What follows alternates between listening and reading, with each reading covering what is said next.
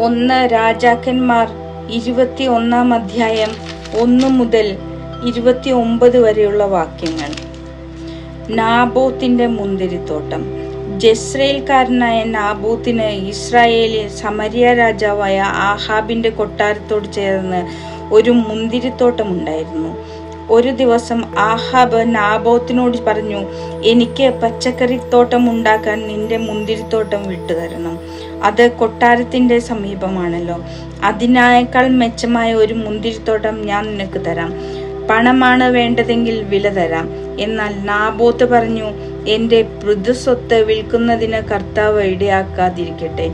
എൻ്റെ പിതൃസ്വത്ത് ഞാൻ അങ്ങേക്ക് നൽകിയില്ല എന്ന് ജസ്രയേൽക്കാരനായ നാബോത്ത് പറഞ്ഞതിൽ രോഷാകുലനായി ആഹാബ് സ്വഭവനത്തിലേക്ക് മടങ്ങി.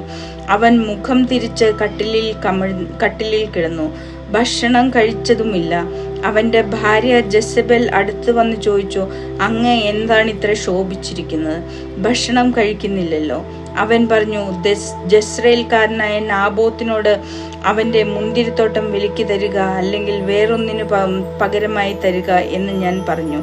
എന്നാൽ തരുകയില്ല എന്ന് അവൻ പറഞ്ഞു. ജെസബേൽ പറഞ്ഞു, അങ്ങാണോ ഇസ്രായേൽ ഭരിക്കുന്നത്? എഴുന്നേറ്റ് ഭക്ഷണം കഴിച്ച് സന്തുഷ്ടനായിരിക്കുക. ജസ്രയേൽക്കാരനായ നാബോത്തിന്റെ മുന്തിരിത്തോട്ടം ഞാൻ അങ്ങേക്ക് തരും. അവൾ ആഹാബിന്റെ പേരും മുദ്രയും വെച്ച് നഗരത്തിൽ നാബോത്തിനോടൊപ്പം വസിക്കുന്ന ശ്രേഷ്ഠന്മാർക്കും പ്രഭുക്കന്മാർക്കും കത്തയച്ചു. അതിൽ ഇങ്ങനെ എഴുതിയിരുന്നു, നിങ്ങൾ ഒരു ഉപവാസം പ്രഖ്യാപിക്കുകയും ജനത്തെ വിളിച്ചുകൂട്ടി അവിടെ നാബോത്തിനെ പ്രധാന സ്ഥാനത്തിലിരുത്തുകയും ചെയ്യുവിൻ. അവനെതിരായി 2 നീചന്മാരെ കൊണ്ടുവരുവിൻ.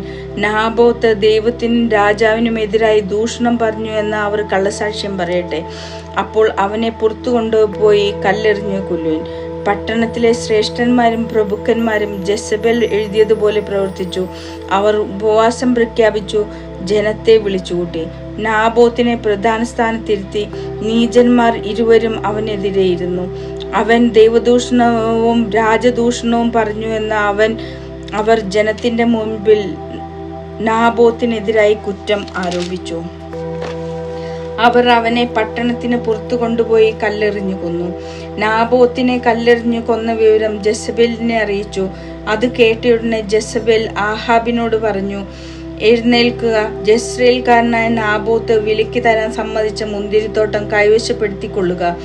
നാബോത്ത് ജീവിച്ചിരിപ്പില്ല, അവൻ മരിച്ചു. നാബോത്ത് മരിച്ച വിവരം അറിഞ്ഞ മാത്രയിൽ ആഹാബ് എഴുന്നേറ്റ് മുന്തിരിത്തോട്ടം കൈവശപ്പെടുത്താൻ ഇറങ്ങി.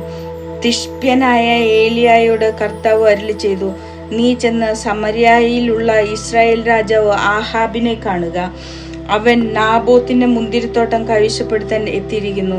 നീ അവനോട് പറയണം, കർത്താവ് ചോദിക്കുന്നു, നീ അവനെ കൊലപ്പെടുത്തി അവന്റെ വസ്തു കയ്യേറിയോ?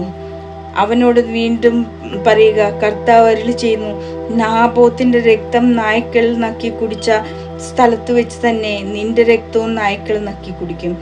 ആഹാബ് ഏലിയായോട് പറഞ്ഞു, എന്റെ ശത്രുവായ നീ എന്നെ കണ്ടെത്തിയോ? അവൻ പ്രവചിച്ചു, അതെ, ഞാൻ നിന്നെ കണ്ടെത്തി. കർത്താവിന്റെ സന്നിധിയിൽ തിന്മ പ്രവർത്തിക്കാൻ നീ നിന്നെ തന്നെ വിറ്റിരിക്കുന്നു. ഞാൻ നിനക്ക് നാശം വരുത്തും.